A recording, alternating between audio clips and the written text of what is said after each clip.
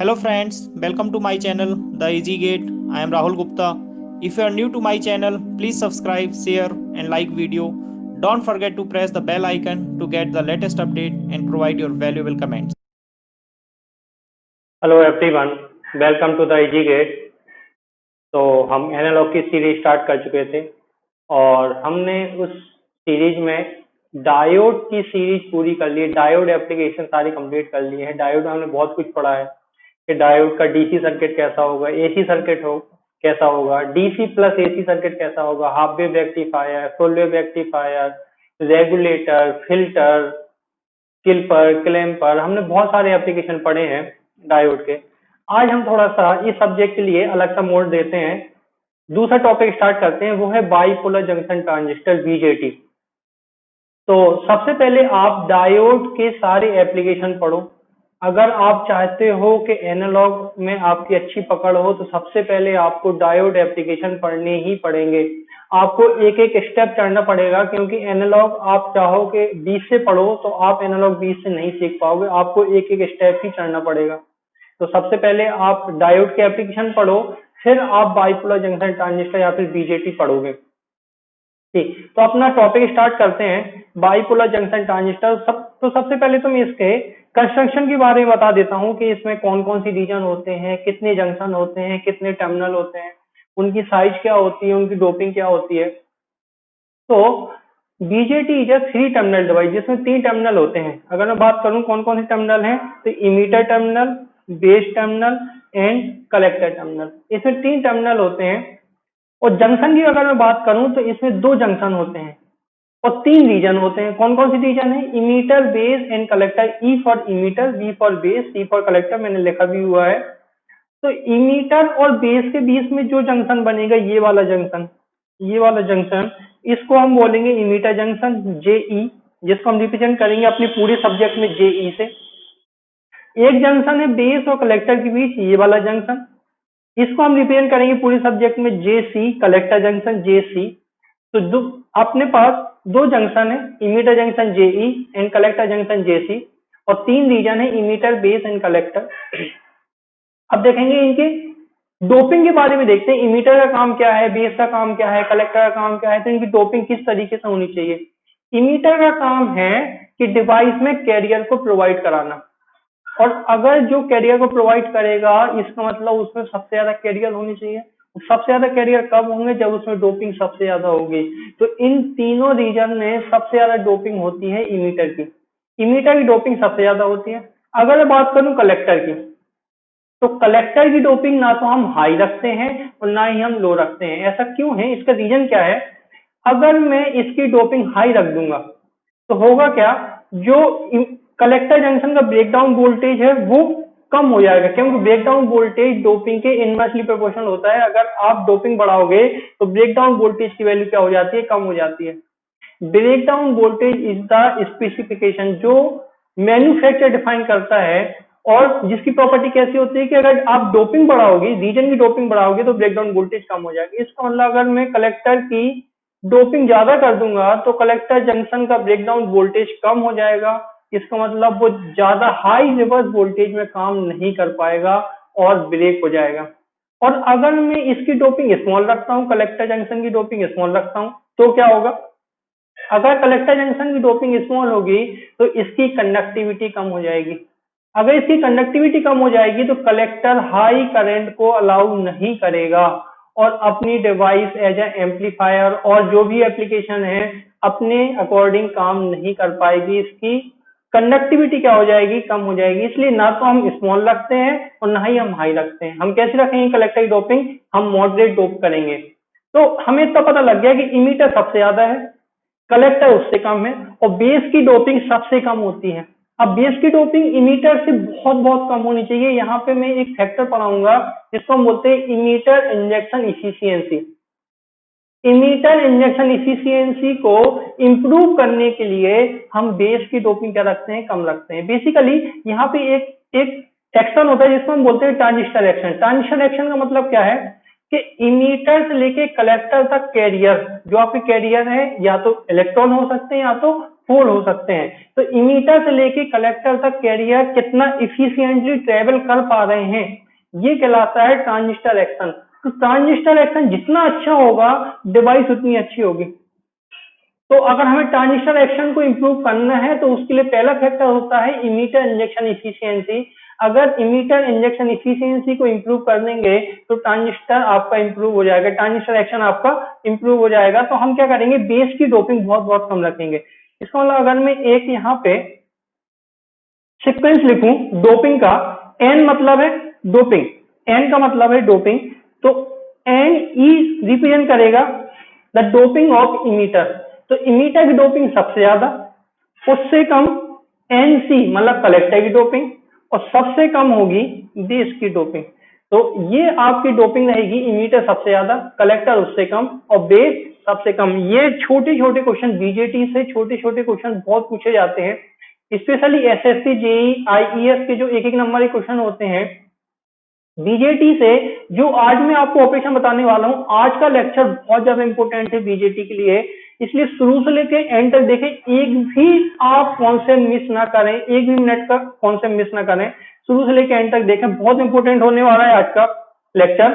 तो जो इमीटर की डोपिंग है सबसे ज्यादा, हमने इतना पता लग गया, N E greater than N C greater than N B.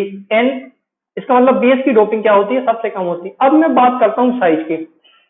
तो सबसे ज्यादा साइज किसकी होती है, सबसे ज्यादा साइज होती है कलेक्टर की। ऐसा क्यों होता है, ऐसा क्यों होता है कि जब बीजेटी एज ए एम्पलीफायर काम करता है तो collector junction high voltage and high current पे काम करता है। अगर high voltage and high current पे काम करेगा, इसका मतलब इसमें जो पावर डेसिपेशन होगी वो क्या हो जाएगी, बहुत ज्यादा हो जाएगी। पावर डेसिपेशन होती क्या है, वोल्टेज इनटू करंट। अगर वोल्टेज और करंट ज्यादा है तो पावर डेसिपेशन क्या हो जाएगी, कलेक्टर जंक्शन में बहुत ज्यादा हो जाएगी। अगर ये पावर डिस्ट्रीब्यूशन ज्यादा है, इसका मतलब इसमें हीट भी प्रोड्यूस बहुत ज्यादा होगी, और अगर ये हीट उसमें आपकी एक्यूमुलेट हो गई जंक्शन पे तो डिवाइस क्या हो जाएगी, बर्न कर जाएगी। तो हमें क्या करना है, जितनी हीट प्रोड्यूस हो रही है हमें उसको सराउंड में डेसिपेट करना है। सराउंड में सारी की सारी हीट चली जाए तो शायद ये यहाँ पर हीट एक्यूमुलेट नहीं हो पाएगी और ये बर्न नहीं करेगा। तो यही हम एक टॉपिक पढ़ेंगे आगे जाके, थर्मल रनअवे की कंडीशन। वहां पे हम पढ़ेंगे हमें कैसी बाइसिंग करनी है, कितना वोल्टेज होने चाहिए, कितनी करंट होनी चाहिए।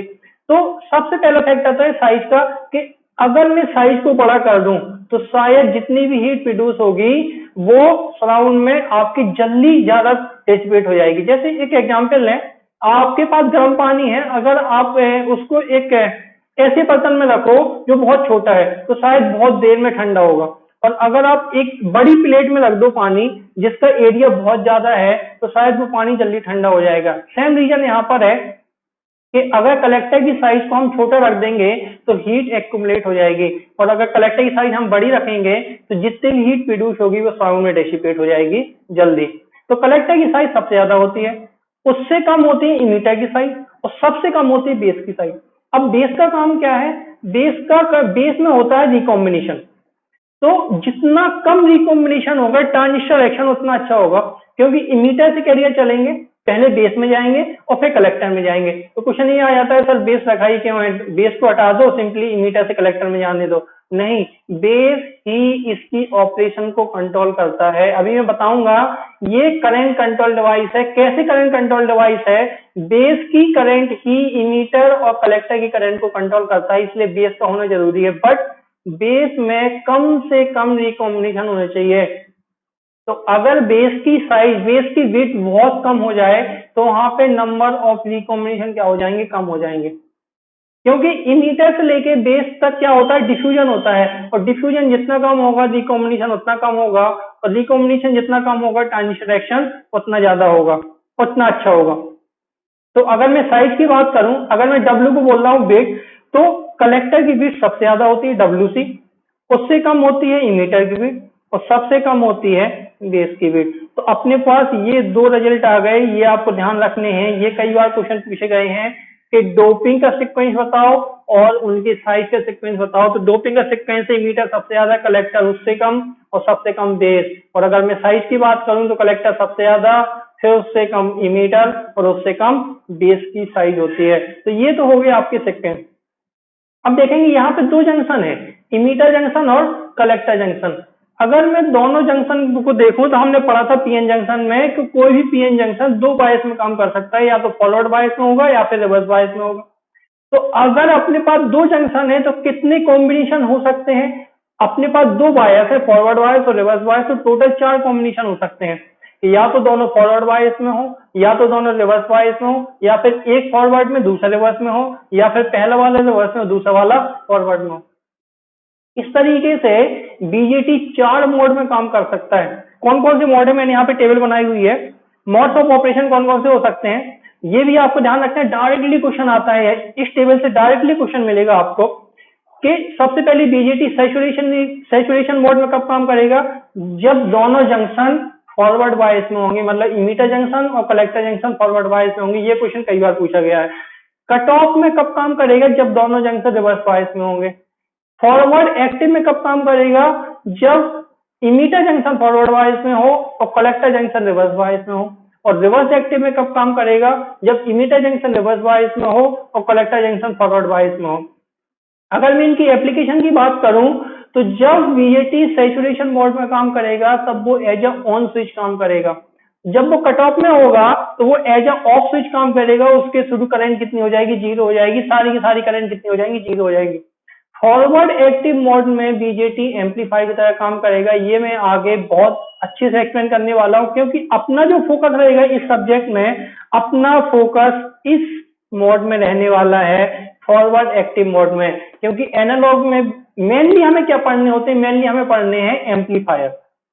एम्पलीफायर से क्वेश्चन आते आता है और हमें मेन फोकस अपना बीजेटी पे रहेगा कि बीजेटी किस मोड में काम करे?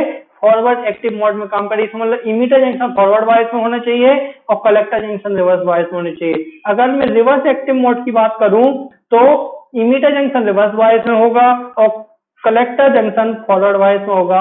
और ये एक अटेन्यूएटर की तरह काम करेगा। अटेन्यूएटर क्या है? एम्पलीफायर का जस्ट उल्टा। एम्पलीफायर क्या करता है? उसकी स्ट्रेंथ को बढ़ा देता है, उसके एम्पलीट्यूड को बढ़ा देता है। अटेन्यूएटर क्या करेगा? उसके एम्पलीट्यूड को कम कर देगा। तो ये आपके 4 मोड थे, saturation, cut off, forward active and reverse active. अपना फोकस कहाँ रहने वाला है? पूरे सब्जेक्ट में अपना फोकस रहने वाला है फॉरवर्ड एक्टिव रीजन में।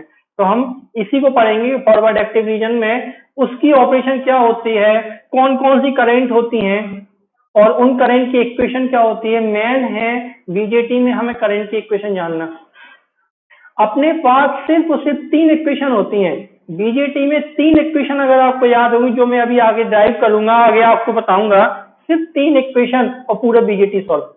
आपको और कुछ याद नहीं रखना है। छोटी छोटी चीजें हैं जो मैं आपको ऑपरेशन में बताऊंगा कि कहाँ से इलेक्ट्रॉन इंटर करेंगे, कहाँ से इलेक्ट्रॉन एग्जिट करेंगे, कौन सी करंट इन होगी, कौन सी करंट आउट होगी। ये चीजें आपको छोटी छोटी क्लियर होनी चाहिए, क्योंकि एसएससी जेईई और आईएएस के जो आपके 1 मार्क्स के क्वेश्चन होते हैं उनमें एक एक छोटे छोटे पॉइंट पूछे जाते हैं। तो जो मैं ऑपरेशन बताऊंगा फॉरवर्ड एक्टिव में, वहां से आपके वो सारे क्वेश्चन सॉल्व हो जाएंगे। तो यहाँ पे मैंने लिखा हुआ है एफबी का मतलब है फॉरवर्ड बायस, जो ना समझ पा रहे हो, और आरबी का मतलब है रिवर्स बायस। अब हमें पढ़ना है फॉरवर्ड एक्टिव रीजन में इसकी ऑपरेशन कैसे होगी। तो देखते हैं कि फॉरवर्ड एक्टिव रीजन में बीजेटी की ऑपरेशन कैसे होगी। यही सबसे ज्यादा इंपॉर्टेंट है। तो ये मैंने बीजेटी बनाया हुआ है जो कि फॉरवर्ड एक्टिव मोड में काम कर रहा है। इसका मतलब जो इमीटर जंक्शन है वो फॉरवर्ड बायस में है और जो कलेक्टर जंक्शन है वो रिवर्स बायस में है। ठीक, तो यहाँ पे मैंने लिया है पीएनपी ट्रांजिस्टर। अभी मैं बताऊंगा पीएनपी का सिंबल कैसा होगा और वो सिंबल आया कैसे है, और एनपीएन का सिंबल कैसा होगा और वो सिंबल आया कैसे है, वो मैं अभी आपको सारा एक्सप्लेन करूंगा। ठीक, तो होगा क्या कि इमीटर जंक्शन फॉरवर्ड बायस में है। तो इस डायग्राम को आप यहाँ पे ड्रॉ कर लो। मैं इसी डायग्राम में सारे करंट कंपोनेंट बनाने वाला हूँ, फिर उसकी कैलकुलेशन करने वाला हूँ। तो आप ध्यान से देखते रहना। अगर आपने एक पॉइंट भी छोड़ दिया तो आपका ये ऑपरेशन फेल हो जाएगा। तो आप एक एक पॉइंट सुनते जाइए। होगा क्या? इमीटर जंक्शन फॉरवर्ड बायस में है और फॉरवर्ड बायस में क्या होता है कि मेजॉरिटी कैरियर एक रीजन से दूसरे रीजन में डिफ्यूज होते हैं। वहां पे एक प्रोसेस होती है डिफ्यूजन।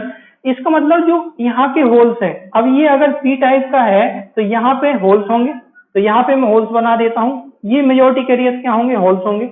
ये होल्स पी रीजन से एन रीजन में जाएंगे सबसे पहले तो, क्योंकि अगर इमीटर जंक्शन फॉलोड बाय इसमें है तो इमीटर से लेके बेस की तरफ वोल्ट जाएंगे। सिमिलरली अगर मैं बात करूं कि इसमें कौन से होंगे, तो इसमें इलेक्ट्रॉन होंगे बेस में, तो बेस के इलेक्ट्रॉन होंगे बट बहुत कम होंगे, इससे तो कम होंगे।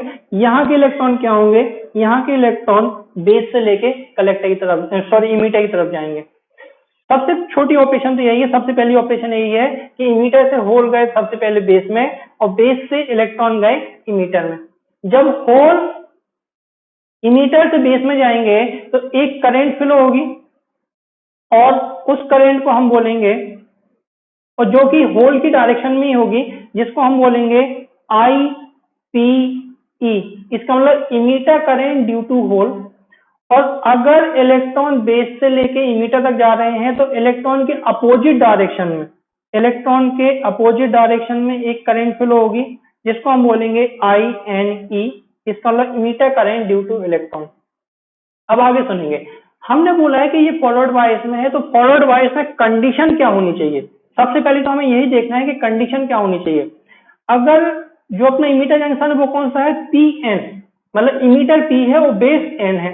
तो अगर मुझे इसको फॉरवर्ड बायस में रखना है, इसका मतलब इमीटर का वोल्टेज बेस से ज्यादा होना चाहिए, तभी इमीटर जंक्शन फॉरवर्ड बायस में होगा। अभी मैं पीएनपी की बात कर रहा हूं, मैं यहाँ पे लिख रहा हूं कि अगर बीई ग्रेटर देन वीबी है तो जेई कैसा हो जाएगा, JE is in forward bias. और देखो बेस एन टाइप है और कलेक्टर पी टाइप है। अगर मुझे इसको रिवर्स बायस में रखते हैं, इसका मतलब पी साइड का पोटेंशियल एन साइड से कम होना चाहिए तभी वो रिवर्स बायस में होगा। इसका मतलब क्या हो जाएगा, अगर बेस का पोटेंशियल कलेक्टर से ज्यादा है तो कलेक्टर जंक्शन कैसा हो जाएगा, इज इन रिवर्स बायस। अभी मैं बात कर रहा हूं सिर्फ और सिर्फ पीएनपी ट्रांजिस्टर की।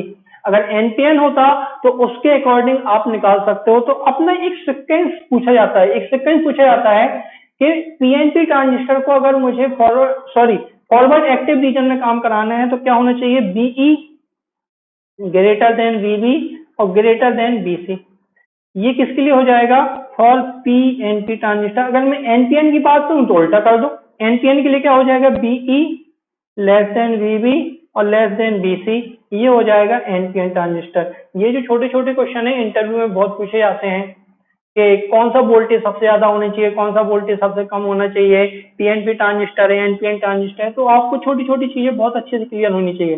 तो ये चीज आपको क्लियर होनी चाहिए कि अगर पीएनपी ट्रांजिस्टर है तो सीक्वेंस क्या होगा, फॉर फॉरवर्ड एक्टिव मोड, और अगर एनपीएन ट्रांजिस्टर है तो उसका सीक्वेंस क्या होगा, फॉर फॉरवर्ड एक्टिव मोड। ठीक। सेकेंड कि इसमें तीन करंट होंगे, इमीटर करंट, बेस करंट और कलेक्टर करंट। तो मैं क्या करता हूं, ये तो अपनी कन्वेंशन के ऊपर है, बट मेरा कन्वेंशन क्या है कि चाहे वो पीएनपी हो और चाहे एनपीएन हो, किसी भी टाइप का ट्रांजिस्टर हो, हमें सारी की सारी करंट इनटू द डिवाइस माननी। इनटू द डिवाइस का मतलब है कि अगर मैं इसमें करंट की डायरेक्शन को शो करूं तो आई भी अंदर की तरफ, आई भी अंदर की तरफ एंड आई सी भी अंदर की तरफ, तीनों करंट हम क्या करेंगे, इनटू द डिवाइस मान लेंगे, चाहे वो एनपीएन हो चाहे पीएनपी हो। जब हम इसके सर्किट सॉल्व करेंगे बीजेटी के, तो हमें तीनों करंट पहले अंदर की तरफ मान लेनी है। अब कैलकुलेशन के बाद जो करंट पॉजिटिव आएगी इसका मतलब उसकी डायरेक्शन तो बिल्कुल सही है, और जो करंट निगेटिव आएगी इसका मतलब हो जाएगा कि उसकी डायरेक्शन कैसी है, अपोजिट है। अगर हमने इन मानी है और अगर वो निगेटिव आती है तो इसका मतलब वो क्या है, आउटवर्ड डायरेक्शन में। बट अपना कन्वेंशन अभी यही रहेगा कि हम तीनों करंट हम कैसी मान लेंगे, तीनों के तीनों करंट हम अंदर की तरफ मान लेंगे, आई आईबी और आईसी। ठीक। तो अगर मैं इस नोड पर, ये इमीटर नोड है, ये बेस नोड है और ये कलेक्टर नोड है, तो अगर मैं इमीटर नोड पे केसीएल लगाऊं तो देखो आईई अंदर की तरफ आ रही है और आईपीई और आईएनई दोनों बाहर की तरफ जा रही हैं। इसका मतलब मैं यहाँ पे केसीएल क्या लिखूंगा, अगर मैं केसीएल लिखना चाहूँ तो मैं क्या लिखूंगा, उस डायग्राम को आप ड्रॉ कर लेंगे, मैं बार बार ऊपर जाऊंगा और नीचे भी आऊंगा। तो केसीएल एट नोड ई, इमीटर नोड पे जब मैं केसीएल लगाऊंगा तो आईई इक्वल टू क्या हो जाएगा, आईपीई और प्लस आईएनई। आईपीई क्या है, अगर मैं आईपीई लिख दूं यहाँ पे तो ये है this is the emitter current due to hole, emitter current due to hole, and I N E क्या है, आई एन ई है, this is the emitter current due to electron. तो अगर मैं बोल रहा हूं कि बेस की डोपिंग इमीटर से बहुत बहुत कम है, इसका मतलब मैं ऐसा कुछ बोल रहा हूं जो एन ई है that is very very greater than N B. इसका मतलब जो नंबर ऑफ इलेक्ट्रॉन होंगे बेस में वो number of hole in the emitter से बहुत बहुत कम होंगे। अगर बहुत बहुत कम होंगे तो आई एन ई की वैल्यू बहुत बहुत कम होगी आई पी ई से। यस एग्जैक्टली यही होगी। तो क्या मैं आई ई को लिख सकता हूँ, आई ई अप्रोक्सीमेटली आई पी ई के बराबर ही होगी, जो आई ई की वैल्यू होगी वो आई पी ई के बराबर ही होगी। तो यहाँ पे एक फैक्टर निकलता है जिसको हम बोलते हैं इमीटर इंजेक्शन इफिशियंसी, कि इमीटर से कितने होल इंजेक्ट कर रहे हैं और कितना वहां पे रिकॉम्बिनेशन हो रहा है, कितना इंजेक्ट कर रहा है, आईपीई की वैल्यू कितनी ज्यादा है। तो वहां पे एक फैक्टर निकलता है जिसको हम बोलते हैं emitter injection efficiency, emitter injection efficiency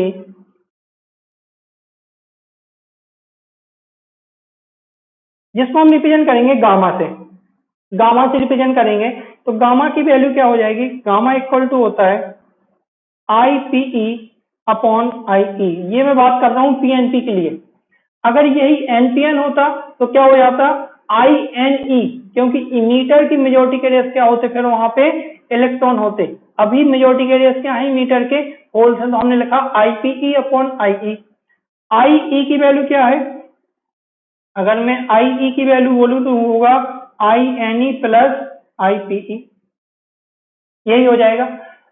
अब मैं क्या बोल रहा हूँ कि आई एन ई की वैल्यू आई पी से बहुत बहुत कम है। अगर ऐसा कुछ हो जाए कि एन ई की वैल्यू एन बी से बहुत बहुत ज्यादा हो जाए तो आई एन ई की वैल्यू आई पी ई से बहुत बहुत कम होगी।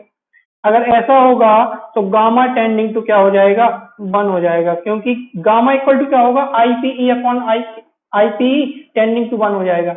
तो अगर मुझे गामा की वैल्यू को इम्प्रूव करना है, ट्रांजिस्टर एक्शन का पहला पार्ट है ये इमीटर इंजेक्शन एफिशिएंसी, अगर मुझे गामा को इम्प्रूव करना है तो इमीटर की डोपिंग क्या होनी चाहिए, बेस से बहुत बहुत ज्यादा होनी चाहिए। अब बढ़ते हैं फिर से अपनी डायग्राम की तरफ, ऊपर की तरफ देखेंगे। अब इमीटर से बेस की तरफ होल चले तो कुछ होल क्या होंगे, यहाँ पे रिकम्बाइन हो जाएंगे, बेस में रिकम्बाइन हो जाएंगे और एक रिकॉम्बिनेशन करंट फ्लो होगी आई आर, और बाकी के बचे हुए होल्स कहाँ जाएंगे, कलेक्टर जंक्शन की तरफ जाएंगे। तो कुछ इलेक्ट्रॉन तो, कुछ होल तो यहाँ पे रिकम्बाइन हो गए बेस में और कुछ होल किसी तरफ गए, कलेक्टर जंक्शन की तरफ। तो मैंने हरे पेन से बनाया था, हरे पेन से बना रहा हूँ फिर से। बचे हुए होल कहाँ पहुंचे, यहाँ पे पहुंचे, और यहाँ पे क्या हो गया, कुछ इलेक्ट्रॉन, कुछ होल का रिकॉम्बिनेशन हो गया।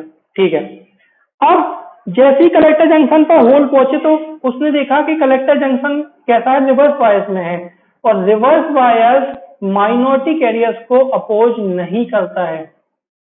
और जो होल है एन साइड के लिए वो तो माइनॉरिटी है, इसका मतलब जो होल है वो इस नेगेटिव टर्मिनल से, इस नेगेटिव टर्मिनल से हाईली अट्रैक्ट होंगे और होल कहां पे एंटर कर जाएंगे, होल एंटर कर जाएंगे कलेक्टर जंक्शन में। होल जैसे ही एंटर करेंगे यहाँ पे एक करंट फ्लो होगी जिसको हम बोलेंगे आईपीसी। आईपीसी का मतलब है collector current due to hole. तो यहाँ पे कितनी रिकॉम्बिनेशन हो गई, जो करंट आ रही थी वो आ रही थी आईपीई, फिर गई कितनी आईपीसी, तो रिकम्बाइन कितनी हो गई, अगर मैं यहाँ पे रिकॉम्बिनेशन करंट देखूं तो वो हो गई है IPE minus of IPC. This is the major component of recombination current, और अगर हम कहें this is the major component of base current, यही जो आईपीई माइनस आईपीसी है यही कहलाती है रिकॉम्बिनेशन करंट आई आर, या फिर रिकॉम्बिनेशन करंट ही होती है बेस करंट आईवी के बराबर। तो बेस करंट का जो मेजर कंपोनेंट है वो क्या है, आईपीई माइनस आईपीसी। और भी इसमें कंपोनेंट होंगे बट वो बहुत ही कम होंगे, जो मेजर कंपोनेंट है वो है आईपीई माइनस ऑफ आईपीसी। ठीक है, तो यहाँ पे करंट आ गई आईपीसी। अब मेन रीजन क्या हो रहा है कि बेस में रिकॉम्बिनेशन हो रहे हैं और बेस में क्या है, इलेक्ट्रॉन है। अगर रिकॉम्बिनेशन हो रहा है इसका मतलब यहाँ के इलेक्ट्रॉन कम होते हैं। रिकॉम्बिनेशन में होता क्या है, रिकॉम्बिनेशन में इलेक्ट्रॉन और होल पेयर बना लेते हैं और कोवलेंट बॉन्ड बना लेते हैं। इसका मतलब कि बेस में number of electron, number of negative carrier कम होते जा रहे हैं। अगर नंबर ऑफ नेगेटिव कैरियर कम हो रहे हैं तो बेस कैसा हो जाएगा, पॉजिटिवली चार्ज हो जाएगा। अगर बेस पॉजिटिवली चार्ज हो गया तो ये क्या करेगा, जो होल इमीटर से बेस में जा रहे थे इनको अपोज करने लगेगा। इसका मतलब जो इमीटर से बेस में होल जा रहे थे इनकी संख्या कम हो जाएगी। तो हमें क्या करना है, हमें बेस को न्यूट्रल रखना है। और बेस को हम न्यूट्रल कैसे रखेंगे, अगर वो इलेक्ट्रॉन खो रहा है तो जो कंपनसेटिंग इलेक्ट्रॉन है वो कहां से मिलेंगे, इन सप्लाई वोल्टेज से। जो आपकी बीईवी और बीसीबी है जो बैटरी लगी हुई है, यहां से कंपनसेटिंग इलेक्ट्रॉन कहां जाएंगे, आपके बेस की तरफ जाएंगे, ताकि बेस कैसा हो जाए, न्यूट्रल हो जाए। और अगर ये नंबर ऑफ इलेक्ट्रॉन बढ़ जाए, अगर नंबर ऑफ इलेक्ट्रॉन बढ़ जाएंगे तो शायद बेस कैसा हो जाएगा, नेगेटिवली चार्ज हो जाएगा। और नेगेटिवली चार्ज जैसे ही होगा तो शायद ये नंबर ऑफ होल्स को ज्यादा अटैक करेगा। अब इमीटर से बेस की तरफ ज्यादा होल्स जाएंगे, इसका मतलब इमीटर करंट की वैल्यू बढ़ जाएगी।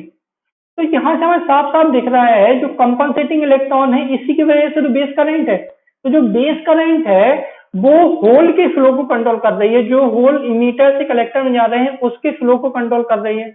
इसका मतलब जो बेस करंट ही है जो इमीटर करंट और कलेक्टर करंट को कंट्रोल कर रही है।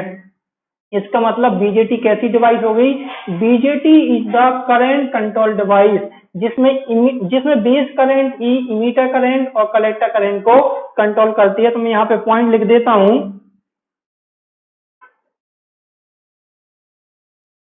कि base current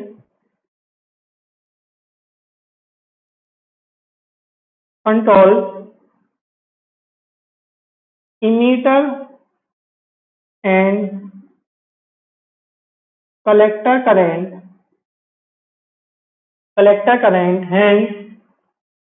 and BJT is a current control device,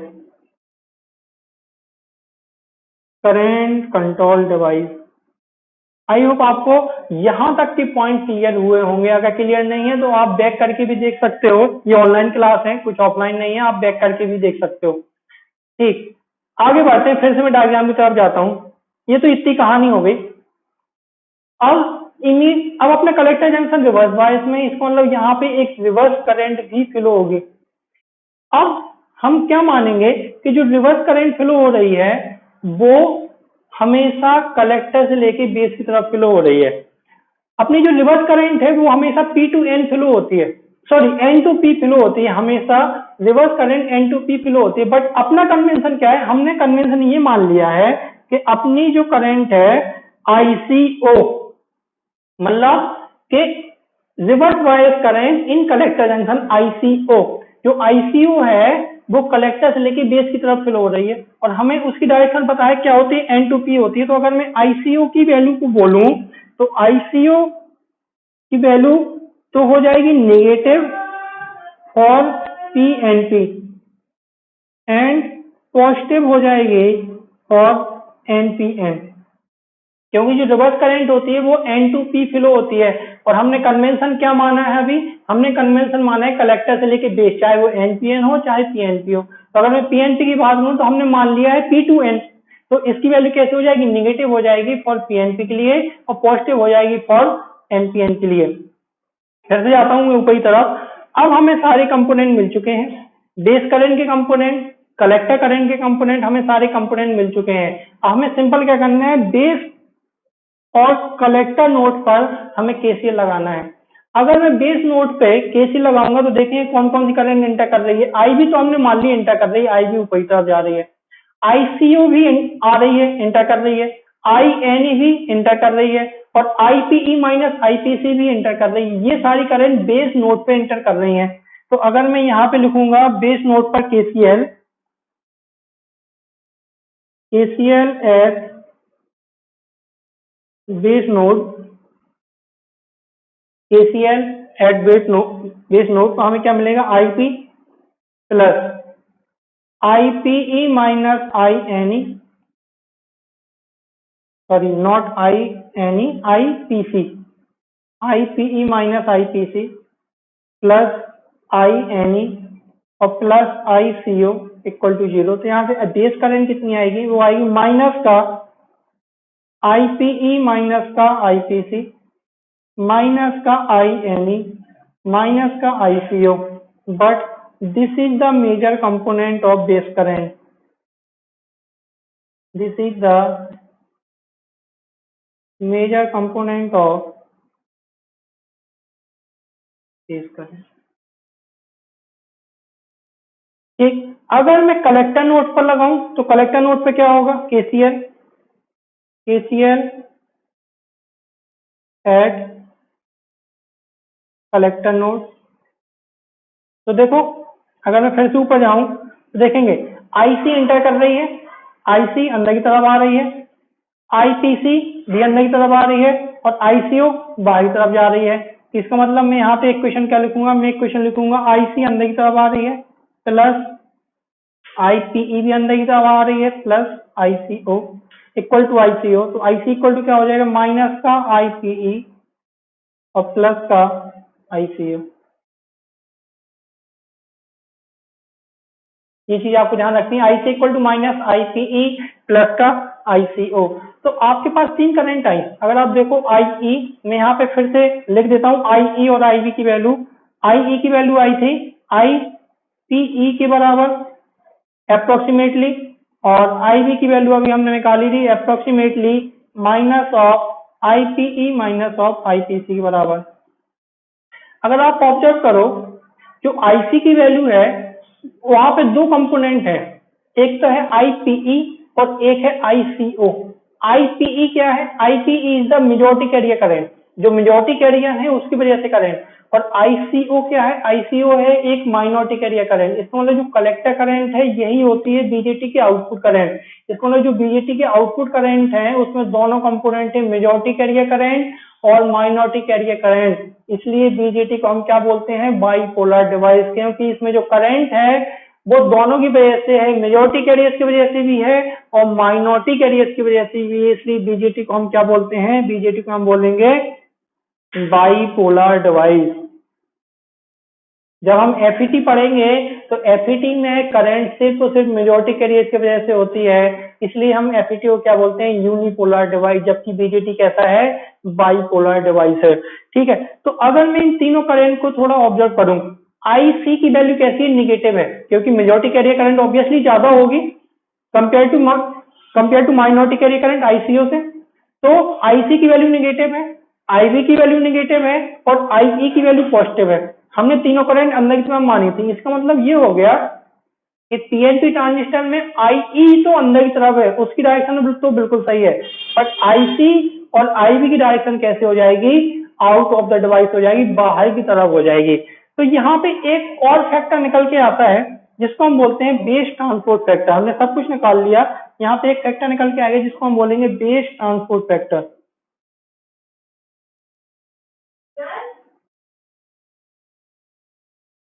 base transport factor जिसको हम डिनोट करेंगे बीटा स्टार से, बीटा स्टार से। देखेंगे बेस ट्रांसपोर्ट फैक्टर क्या शो करता है कि बेस में कितना रिकॉम्बिनेशन हो रहा है। जितना ज्यादा रिकॉम्बिनेशन होगा बीटा स्टार की वैल्यू उतनी कम होगी, और जितना कम रिकॉम्बिनेशन होगा बीटा स्टार की वैल्यू उतनी ज्यादा होगी, टेंडिंग टू 1 होगी। तो बीटा स्टार को अगर मैं लिखूं तो बीटा स्टार का डेफिनेशन या फिर मैथमेटिकल एक्सप्रेशन क्या हो जाएगा, वो हो जाएगा IPC upon IPE, IPC upon IPE. अगर बेस में रिकॉम्बिनेशन जितना कम होगा, अगर रिकॉम्बिनेशन जितना कम होगा आईपीसी की वैल्यू आईपीई के बराबर ही होती जाएगी, क्योंकि रिकॉम्बिनेशन की वजह से ही आईपीसी और आईपीई में अंतर आ रहा है। अगर रिकॉम्बिनेशन कम होगा तो आईपीसी की वैल्यू आईपीई के बराबर होगी। तो अगर कुछ ऐसा हो जाए कि डब्ल्यू बी की वैल्यू उसके डिफ्यूजन लेंथ से भी कम हो जाए, अभी मैं बताऊंगा डिफ्यूजन लेंथ क्या होता है, तो आईपीसी की वैल्यू अप्रोक्सीमेटली आईपीई के बराबर होगी और बीटा स्टार क्या हो जाएगा, टेंडिंग टू 1 हो जाएगा। अब सुनेंगे एलबी क्या है, डिफ्यूजन लेंथ क्या है। डिफ्यूजन लेंथ होती है कि जब डिफ्यूजन होता है, डिफ्यूजन होता कैसे है कि अगर मान लो आपका एक जगह है हायर कंसंट्रेशन और एक जगह है लोअर कंसंट्रेशन, तो आपके कैरियर हायर कंसंट्रेशन से लोअर कंसंट्रेशन की तरफ मूव करते हैं लाइक दिस एक एक्सपोनेंशियल फैशन में, लाइक दिस ये आपके मूव करेंगे। इस प्रोसेस को हम कहते हैं डिफ्यूजन। और यहां से लेके यहां तक की जो लेंथ होती है वो कहलाती है डिफ्यूजन लेंथ।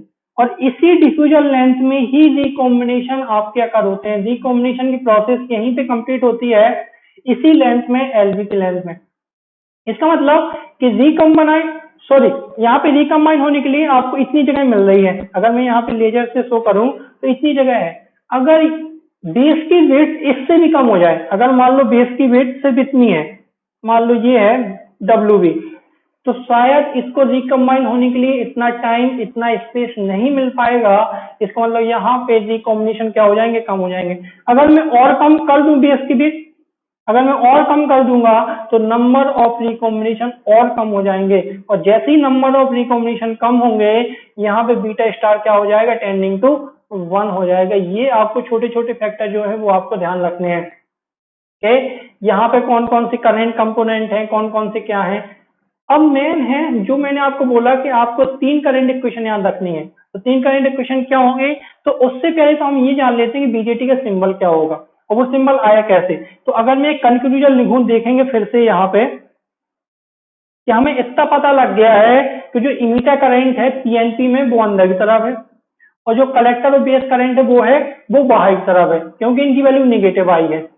तो इलेक्ट्रॉन फ्लो की डायरेक्शन क्या होती है, इलेक्ट्रॉन फ्लो की डायरेक्शन जो करंट की फ्लो की डायरेक्शन है उसके अपोजिट होती है। तो ये क्वेश्चन पूछा जाता है कि कौन कौन से लीड से इलेक्ट्रॉन इंटर करेगा और कौन कौन से लीड से इलेक्ट्रॉन एग्जिट करेगा। तो अगर मैं यहाँ पे कंक्लूजन लिखूं तो सबसे पहले मैं लिखता हूं पीएनपी के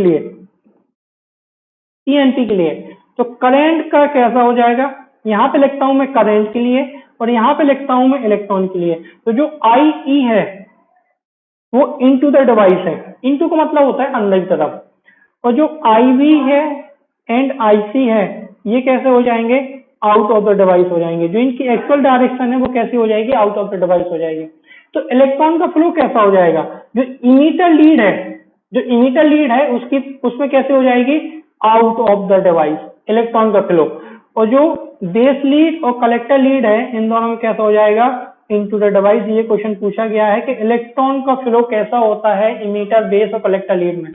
अगर मैं एनपीएन की बात करूं इसी में, तो एनपीएन में जस्ट उल्टा हो जाएगा। एनपीएन में क्या हो जाएगा, IE out of the device होगी, जबकि IV और IC इनटू द डिवाइस होंगी। तो देखो एनपीएन और पीएनपी में कुछ ज्यादा फर्क नहीं होता है, सिर्फ आपकी करंट की डायरेक्शन का अंतर होता है, जो मैंने यहाँ पे एक्सप्लेन किया है, किसमें अंदर की तरफ होगी, किसमें बाहर की तरफ होगी। अगर मैं इसमें इलेक्ट्रॉन फ्लो की डायरेक्शन की बात करूं तो कैसा हो जाएगा, इसमें इनटू द डिवाइस हो जाएगा और इन दोनों में आउट ऑफ द डिवाइस हो जाएगा, आउट, और ये भी आउट ऑफ द डिवाइस।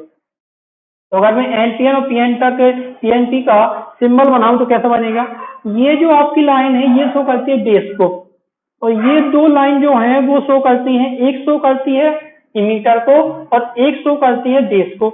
ये आपका बेस लीड है, ये कलेक्टर या इमीटर कुछ भी हो सकता है, ये भी कलेक्टर इमीटर कुछ भी हो सकता है। तो अब मैं डिफरेंशिएट कैसे करूंगा कलेक्टर और बेस को, तो जो पीएनपी में है वो देखो करंट IE की डायरेक्शन कैसी है, अंदर की तरफ है। तो अगर इसमें सिंबल अंदर की तरफ है, ऐसा सिंबल है अंदर की तरफ, तो ये सिंबल हो जाएगा पीएनपी ट्रांजिस्टर का।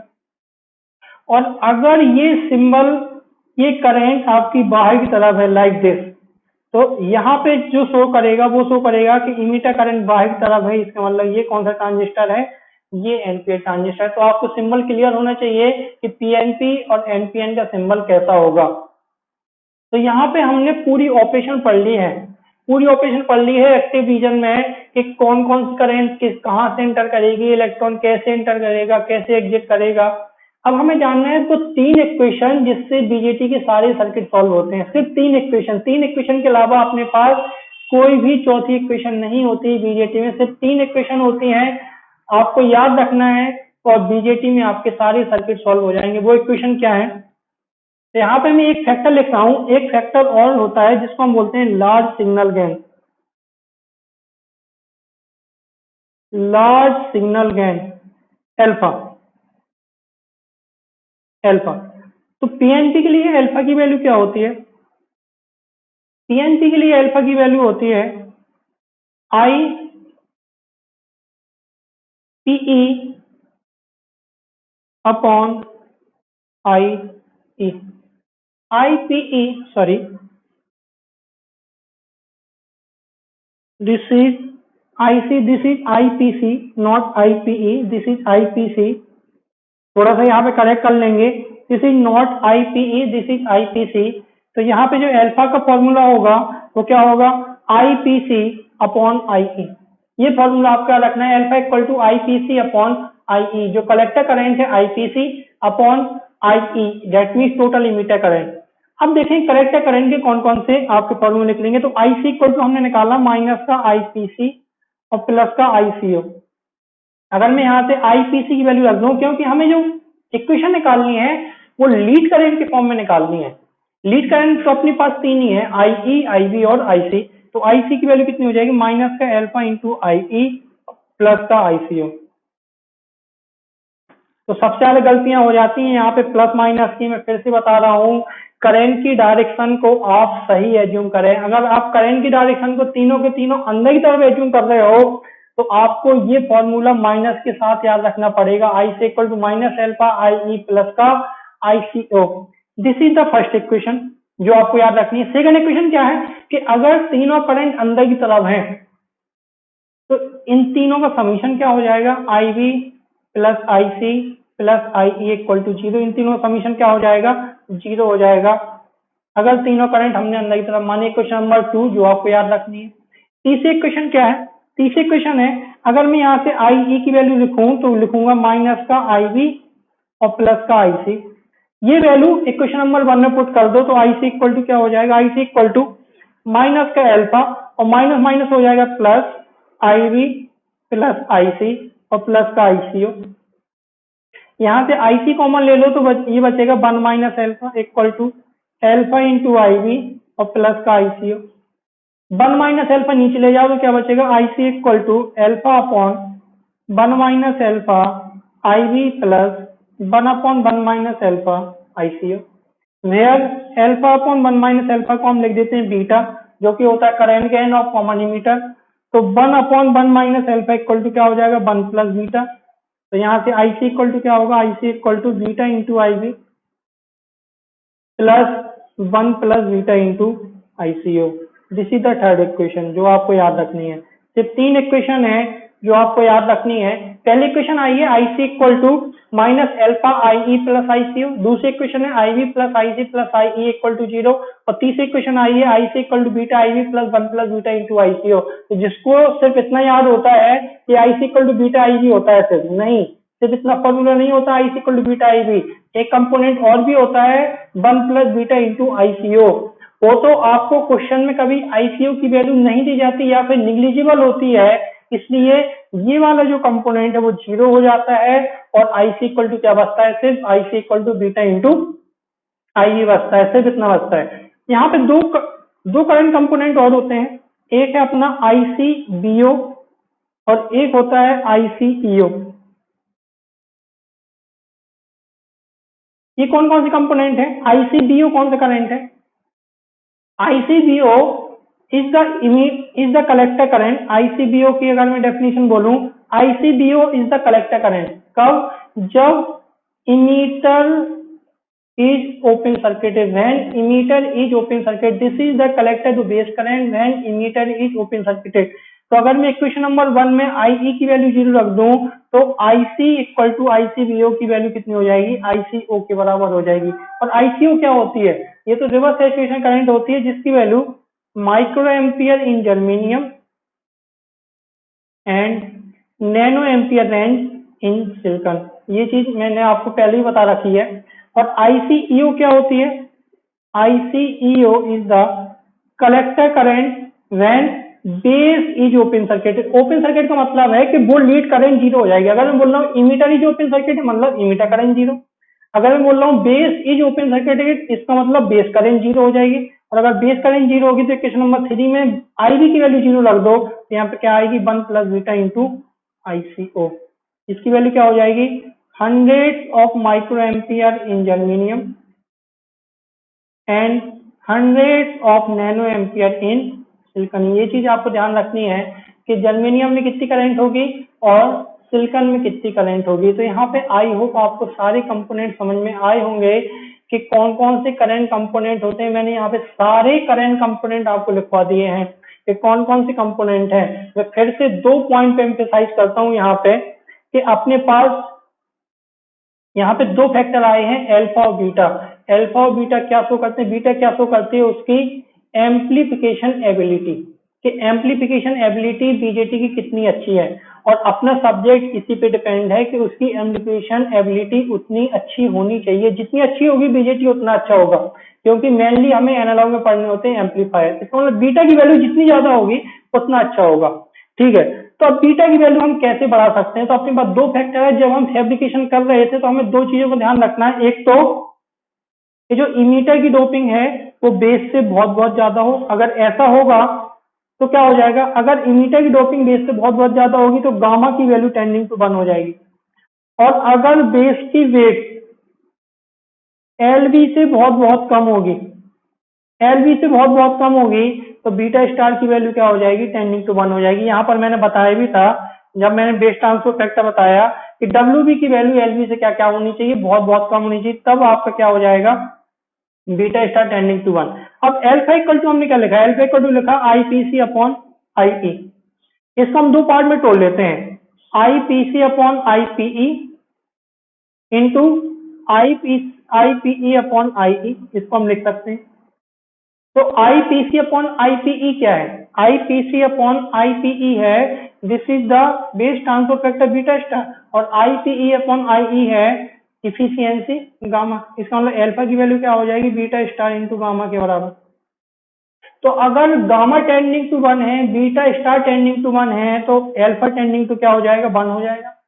और बीटा इक्वल टू क्या है अल्फा अपॉन 1 माइनस अल्फा।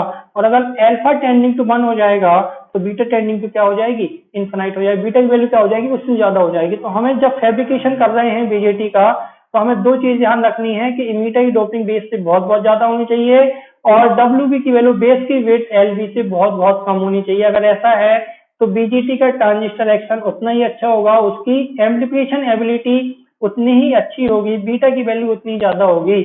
तो आई होप आपको ये सारे कंपोनेंट जितने भी कंपोनेंट मैंने आपको बताए हैं एक एक पॉइंट आपको क्लियर होने चाहिए, क्योंकि एक एक पॉइंट से क्वेश्चन पूछे जाता है। थ्योरेटिकल क्वेश्चन बहुत पूछे जाते हैं। आज के लेक्चर बहुत ज्यादा इंपॉर्टेंट है थ्योरेटिकल क्वेश्चन के लिए। तो आई होप आपको ये लेक्चर क्लियर हुआ होगा कि यहाँ पे कौन कौन सी कंपोनेंट है, कहाँ पे इलेक्ट्रॉन जा रहे हैं, कहाँ पे इलेक्ट्रॉन आ रहे हैं, यहाँ पे अल्फा क्या है, बीटा स्टार क्या है, गामा क्या है, आईसीईओ क्या है, आईसीबीओ क्या है। और 3 करंट आपको 3 करंट इक्वेशन याद रखनी है, IC equal to minus alpha I plus ICO, IB plus IC plus I equal to 0 and third आपको याद रखना है IC equal to beta IB plus 1 plus beta into ICO. तो ये ऑपरेशन हो या कोई complete operation in forward active mode. तो बीजेटी कैसे काम करता है आई होप आपको क्लियर हुआ होगा। If you really like my video तो please like share and subscribe and bell icon को प्रेस करना ना भूलें। इससे आपको पहले से ही नोटिफिकेशन मिल जाएगा कि मेरा कौन सा लेक्चर आने वाला है। तो please like share and subscribe and press the bell icon. Thank you.